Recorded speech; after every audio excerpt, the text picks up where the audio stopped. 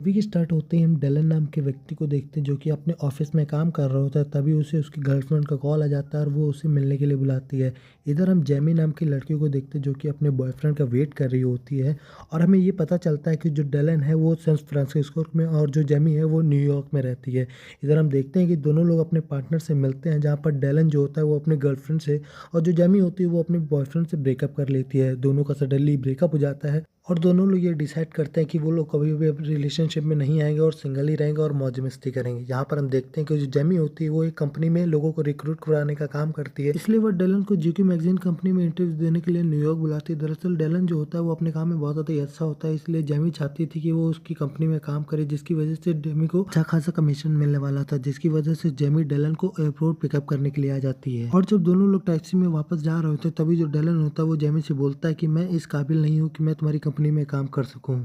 इस पर जेमी बोलती है कि तुम अपने काम में बहुत ज़्यादा ही अच्छे हो और तुम इस इंटरव्यू को भी आसानी से पार कर लोगे। अब जेमी के इतना समझाने के बाद में जो डेलन होता है वो इंटरव्यू देने के लिए मान जाता है और इंटरव्यू देने के बाद में उसको उस कंपनी में जॉब भी लग जाती है। जॉब मिलने के बाद में भी डेलन खुश नहीं होता है और वो जेमी से बोलता है कि एक जॉब की वजह से मैं वो अपनी लाइफ को नहीं बदल सकता। दरअसल डेलन को न्यूयॉर्क शहर बिल्कुल भी पसंद, तभी जेमी डेलन को अपने साथ लेकर जाती है और उसे न्यूयॉर्क शहर की सबसे अच्छी जगह दिखाती है। अब डेलन को भी यह देखकर बहुत ज़्यादा खुशी हो रही थी क्योंकि यह शहर उसे काफ़ी अलग लग रहा था और उसने कभी भी ऐसा टीवी पर नहीं देखा था, इसलिए वह इस कंपनी में काम करने के लिए भी मान जाता है। एक दिन डेलन और जेमी दोनों लोग लंच करने के लिए बाहर जाते हैं। वहां पर दोनों लोग एक दूसरे को अपनी ब्रेकअप की स्टोरी को शेयर करते हैं। इसके बाद में जो जेमी होते हैं वो डेलन को अगले दिन अपने घर में होने वाली पार्टी के लिए इन्वाइट करती है। फिर अगले दिन जो डेलन होता है वो जेमी के घर पे आता है और वो दोनों लोग पार्टी को काफी ज्यादा एंजॉय करते हैं। अब धीरे धीरे जेमी और डेलन एक दूसरे के नजदीक आ जाते हैं और उनकी दोस्ती और भी गहरी हो जाती है। फिर एक दिन जब दोनों लोग मूवी देख रहे होते हैं तभी जो जेमी होती है वो डेलन को बोलती है कि काश मेरी भी जिंदगी एक टीवी एक्ट्रेस के जैसी होती, जिंदगी में भी कोई ऐसा होता जो मुझे बहुत ज्यादा प्यार करता। जब मैं उदास होती तो मुझे मनाने के लिए कोई शाही घोड़े पे राजकुमार आता।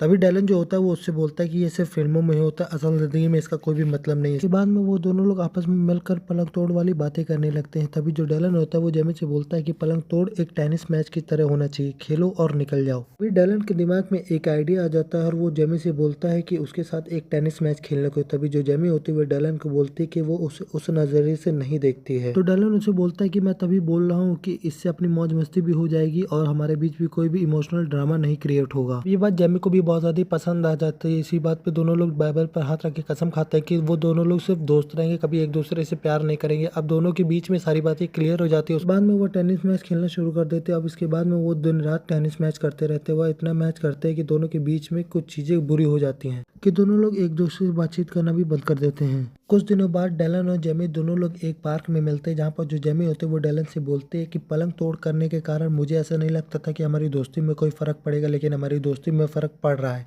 इसीलिए हमें ये सब बंद कर देना चाहिए। लेकिन हम लोग ये देखते हैं कि वो दोनों लोग बातचीत करते हैं लेकिन नहीं मानते हैं। उसके बाद में कुछ दिनों तक घपाघप वो लोग फिर से करना स्टार्ट कर देते हैं। टेनिस मैच शुरू रहता है। कुछ दिनों बाद में यहाँ पर एक दिन घपाघप करने के बाद में वो दोनों लोग एक पार्क में जाते हैं, जहाँ पर जेमी डेलन से बोलती कि मुझे एक बॉयफ्रेंड बना ही लेना चाहिए। तभी जेमी को एक पार्क में एक लड़का पसंद आ जाता है और वो उससे मिलने के लिए चली जाती है। दोनों की बातचीत होने के बाद में उसे उस लड़के का नंबर भी मिल जाता है और यहाँ पर हम देखते हैं कि दोनों लोग फिर एक दूसरे को डेट करने लगते हैं। बाद में जो लड़का होता है वो जेमी को बताता है कि वो एक बच्चों का डॉक्टर है और इसके बाद में जो इनकी डेटिंग होती है वो कंटिन्यू चलती रहती है। उसके बाद में एक रात में यहाँ पर हमें पता चलता है कि दोनों लोगों के बीच में भी गपागप हो जाता है। अगले दिन जो डॉक्टर होता है वो चुपके से निकल रहा होता है और जेमी उसे देख लेती है और जेमी के पूछने पर जो डॉक्टर होता है वो जेमी से बताता है कि अपनों का राजकुमार नहीं बन सकता। इसके बाद में जो जेमी होती है वो उस डॉक्टर को गाली देके वहां से भगा देती है और उसके बाद में जो जेमी होती है वो डेलन के पास जाती है और उस डॉक्टर के बारे में उसको सारी बातें बताती है। तभी जो डेलन होता है वो जेमी से बोलता है कि डॉक्टर तो बड़ा शातिर था, वो तुम्हारे मजे लेके वहां से निकल गया। उसके बाद में हमें पता चलता है कि जो डेलन होता है वो जेमी से बोलता है इस वीकेंड अपने घर लॉस एंजलिस जा रहा है, तो जेनी चलना चाहो तो चल सकती है। इस बात पर जेनी उसे मना कर देती है, लेकिन